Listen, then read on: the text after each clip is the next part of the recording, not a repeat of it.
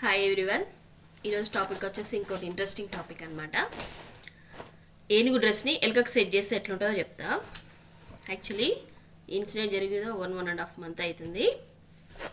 Customer వచ్చింది, ఇలా ఉందన్నమాట, అంటే సన్న ఉంది. రెడీమేడ్ డ్రెస్ తీసుకొచ్చింది. దాన్ని సైజ్ వచ్చేసి అప్రాక్సిమేట్లీ 60 ఉంటుంది అనమాట. చెస్ట్ సైజ్ వచ్చేసి అమ్మాయి 28 inches ఉంది. సో 60 inchesని 28 inchesకి సెట్ చేయాలి. సెట్ చేయడం ఏముంది, ఏనుగు డ్రెస్ని ఎలుకకి సెట్ చేయాలంటే మొత్తం ఎక్కడిదక్కడ రిపేర్ చేసి కట్ చేసి కుట్టేయచ్చు కదా అనుకుంటారు.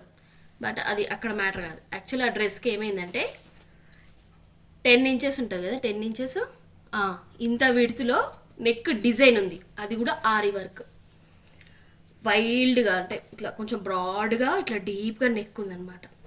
ఆ నెక్ డిస్టర్బ్ కావద్దు. 60 సైజ్ని 26 సైజ్కి తీసుకురావాలి. మళ్ళీ ఎక్స్ట్రా ఇక్కడ కట్ చేయొద్దు. ఫిట్టింగ్ వల్ల నా బాడీ షేప్కి ఫిట్టింగ్ కావాలని వచ్చింది కస్టమర్. రిపేర్కి వచ్చింది, మంచిగా కొనుక్కుంది షాప్లో, రిపేర్కి వచ్చింది నా దగ్గరికి.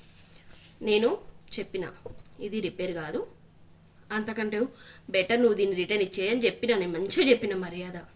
తను ఏం చేసింది, నేను ఇవ్వను, నాకు ఈ డ్రెస్ నచ్చింది, సో నువ్వు ఎట్లనో అట్లా రిపేర్ చేసి ఇచ్చేయి, జస్ట్ నాకు ఇక్కడ వేసుకుంటే చాలు, కట్ చేయకు బట్ట అని చెప్పింది. కట్ చేయను, నేను బట్ట రిపేర్ చేసి తీస్తా, బట్ ఇక్కడ ఫిల్ట్ వేస్తేనే ఇది షోల్డర్ జారదు. 10 inches విడ్త్ నెక్ అంటే ఆబ్వియస్లీ ఆ అమ్మాయి ఒక 13 inches షోల్డర్ ఉంటుంది అనమాట, అంతే. 13 inches షోల్డర్ అంటే 10 inches విడ్త్ అంటే 3 inchesలో ఏడా ఉంటుంది, జారుతుంది కదా, ఆబ్వియస్లీ జారుతుంది అని చెప్పిన నేను. లేదు నువ్వు ఎట్లయినా చేసి అనేసి చెప్పింది. సరే చెప్పింది కదా, మళ్ళీ ఎందుకు డిసప్పాయింట్ చేయడం, వచ్చింది కదా, హోప్ తోటే వచ్చింది కదా, నేను చేస్తా అనేసి సర్లే అనేసి నేను తీసుకున్నా. లిటరల్లీ ఆ డ్రెస్ సెట్ చేయడానికి నాకు 3 hours పట్టింది. కరెక్ట్గా ఆమె ఫిట్టింగ్ రావడానికి 3 hours పట్టింది. బట్ ఈ నెక్ని మాత్రం ఆమె కదిలియొద్దని చెప్పింది.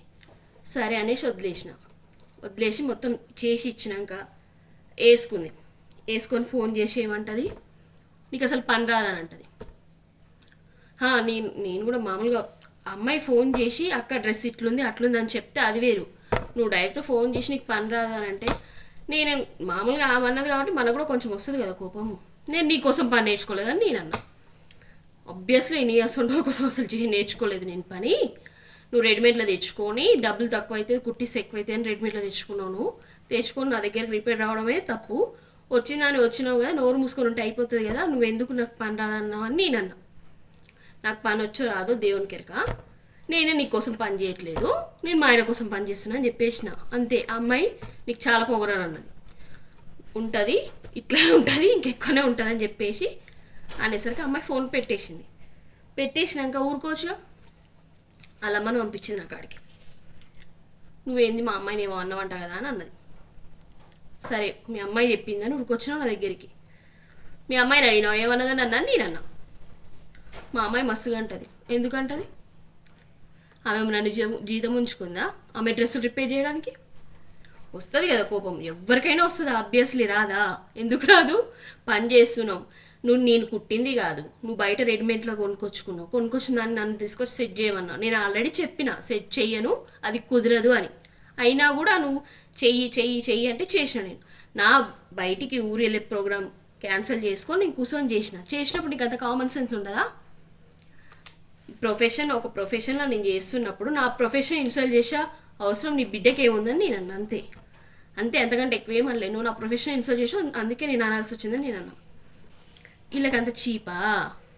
రెడీమేడ్లో కొనుక్కొచ్చుకున్నంత చేతన అవుతుంది, తెలివి ఉంటుంది. మరి ఆ రెడీమేడ్ వన్ కాడికే పోయి ఆల్టర్ చేయించుకుంటే అయిపోతుంది కదా. టైలర్స్ అంటే అంత చీపా వీళ్ళకు? నిజంగా ఈసొంటి వాళ్ళందరినీ తీసుకొని మ్యూజియంలో పెట్టాలి ఫస్ట్, తర్వాత ముచ్చట ఏదైనా ఉంటే.